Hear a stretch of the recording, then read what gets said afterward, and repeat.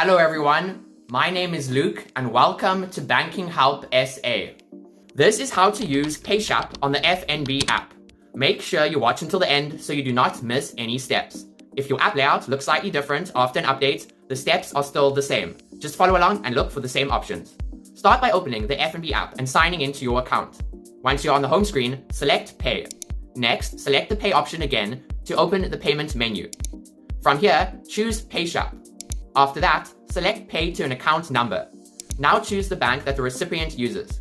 Then enter the recipient's name and account number before continuing. On the next screen, enter the amount that you want to send. You can also fill in your own reference and the recipient's reference if needed. If you want FNB to send a proof of payment, turn on the Send Proof of Payment option and enter your email address or cell phone number. From here, check that all details are correct and continue.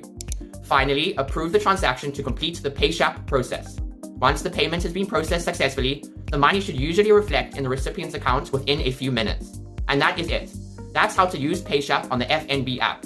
If this video helped you, remember to like and subscribe for more easy step-by-step guides. Goodbye.